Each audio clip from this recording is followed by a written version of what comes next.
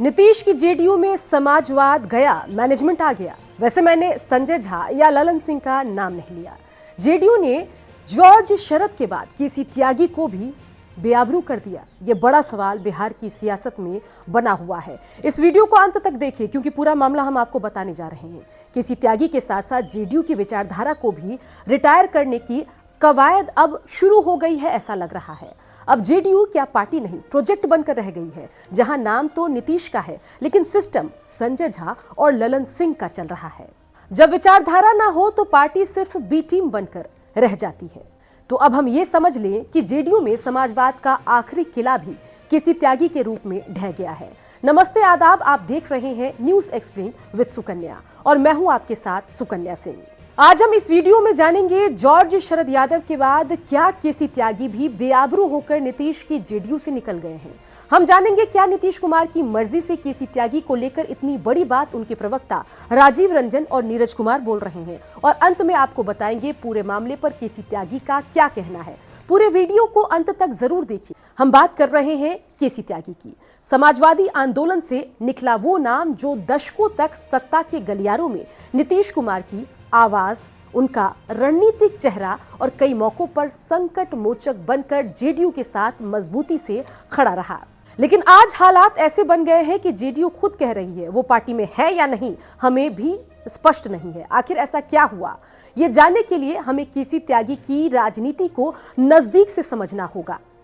केसी त्यागी समाजवादी धारा से आते हैं, लोक दल से होते हुए जनता दल में गए, फिर जनता दल यूनाइटेड में आए। जॉर्ज फर्नांडिस और नीतीश कुमार के करीबी केसी त्यागी माने जाते हैं। केसी त्यागी ने समाजवादी आंदोलन से संसद तक का सफर अपने राजनीतिक जीवन में तय किया है। राज्यसभा सांसद रहे हैं, लंबे समय तक जेडीयू के राष्ट्रीय प्रवक्ता और रणनीतिकार रहे हैं। दिल्ली की राजनीति और मीडिया मैनेजमेंट के माहिर खिलाड़ी केसी त्यागी समझे जाते हैं।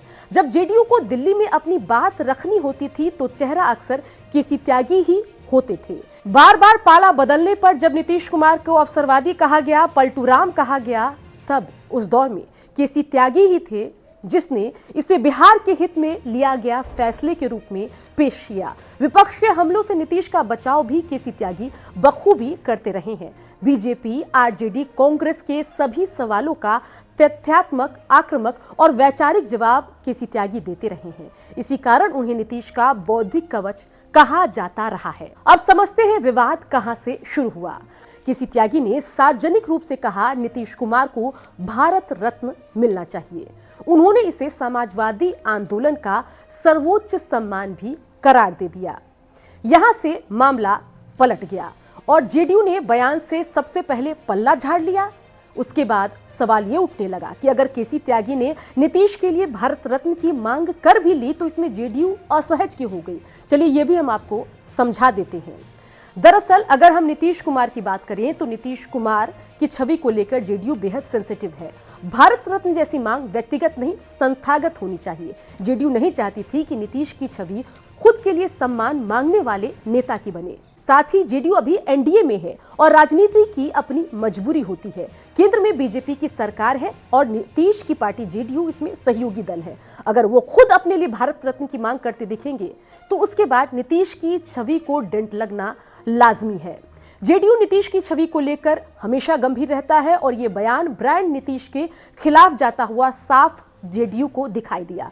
और फिर आया जेडीयू का बड़ा बयान। पार्टी प्रवक्ता ने कहा कि ये केसी त्यागी का निजी विचार है और जेडीयू को ये स्पष्ट नहीं है कि केसी त्यागी जनता दल यूनाइटेड में किस हैसियत से हैं। ये साधारण बयान नहीं है, सीधा ये राजनीति से डिसोन करने वाला मामला है। अब समझते हैं कि इसका राजनीतिक संकेत आखिर क्या है।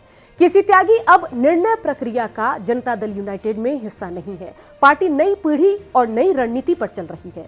पुराने समाजवादी चेहरे अब जेडीयू के लिए एसेट नहीं, रिस्क और लायबिलिटी बनते साफ दिखाई दे रहे हैं और इसी कड़ी में बड़ा नाम केसी त्यागी का है। केसी त्यागी ने जो कहा वो शायद उनकी सोच रही होगी, लेकिन राजनीति में सोच से ज्यादा टाइमिंग सबसे ज्यादा इंपॉर्टेंट होती है और इस बार टाइमिंग ने उन्हें जेडीयू के उस दरवाजे पर खड़ा कर दिया जहां से ये समझ पाना आम आदमी के लिए मुश्किल हो गया है कि वो जेडीयू के घर में दरवाजे के अंदर है या पार्टी से बाहर है। चलिए अब समझते हैं कि केसी त्यागी के साथ जनता दल यूनाइटेड में खेला क्या चल रहा है। केसी त्यागी त्यागी समाज से आते हैं जो खुद को भूमियार ही मानता है और लगता है कि इसी समाज से आने वाले जनता दल यूनाइटेड के बड़े नेता ललन सिंह से उनका इक्वेशन कुछ ठीक नहीं चल रहा। यह समझने के लिए हमें 2023 में चलना होगा जब ललन सिंह जेडीयू के राष्ट्रीय अध्यक्ष बने थे। उस वक्त केसी त्यागी जेडीयू के पदाधिकारियों की सूची से बाहर कर दिए गए थे।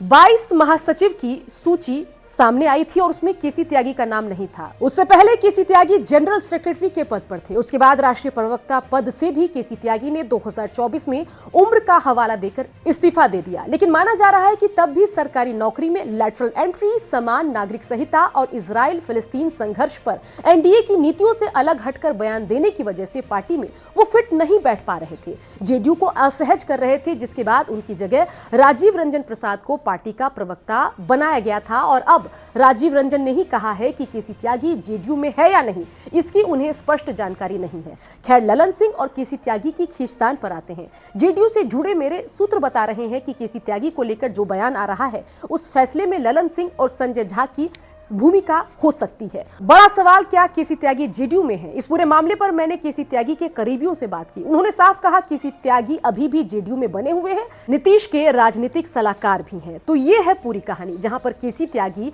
ये कह रहे हैं कि मैं जेडीयू में बना हुआ हूं, वहीं पार्टी के प्रवक्ता ये कह रहे हैं कि केसी त्यागी की जनता दल यूनाइटेड में क्या इन्वॉल्वमेंट है, क्या स्थिति है, इसके बारे में उनको कोई स्पष्ट जानकारी नहीं है। इस पूरे मामले पर आपकी राय क्या है? कमेंट करके जरूर बताएं और खबरों को ढंग से समझने के लिए आपके अपने चैनल यानी कि न्यूज़ एक्सप्लेन्ड विद सुकन्या को सब्सक्राइब जरूर करें।